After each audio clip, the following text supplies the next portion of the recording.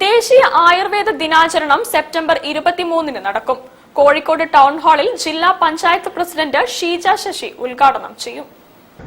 ഇപ്പോൾ NABH നിലവാരത്തിലേക്ക് ഏതാണ്ട് സംസ്ഥാനത്ത് 250ഓളം സ്ഥാപനങ്ങൾ national board of accreditation standard ലഭിച്ച ആയുർവേദ സ്ഥാപനങ്ങളായിട്ടുണ്ട്.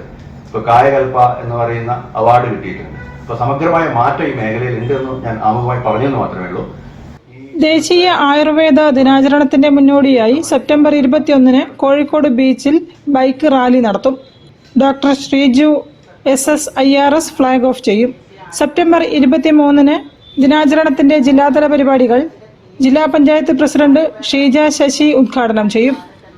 ദിനാചരണത്തിന്റെ ഭാഗമായി ഡാൻസ്, പൊതുജനങ്ങൾക്കായുള്ള ബോധവൽക്കരണ ക്ലാസുകൾ, സ്കൂൾ വിദ്യാർത്ഥികൾക്കായുള്ള ക്വിസ് മത്സരം, ആയുർ രുചി ആരോഗ്യ പാചക മത്സരം, ആദരിക്കൽ, റീൽസ് മത്സരം എന്നിവയും നടത്തും.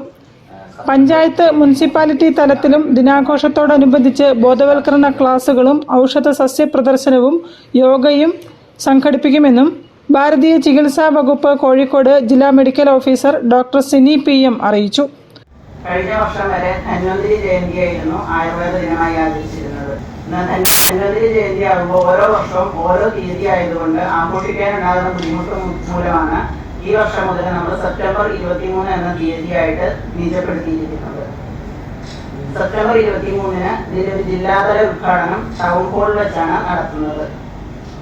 വാർത്താ സമ്മേളനത്തിൽ നാഷണൽ ആയുഷ് മിഷൻ പ്രതിനിധി ഡോക്ടർ മീനാക്ഷി, ആയുർവേദ ദിനാഘോഷം general convener doctor Shaiju O, doctor Sukesh Kumar GS, AMAI പ്രതിനിധി ഡോക്ടർ സന്ദീപ് K തുടങ്ങിയവർ സംബന്ധിച്ചു. News bureau, Kozhikode. തിരുവസന്തം 1500 മദീന നിലാവ് 2025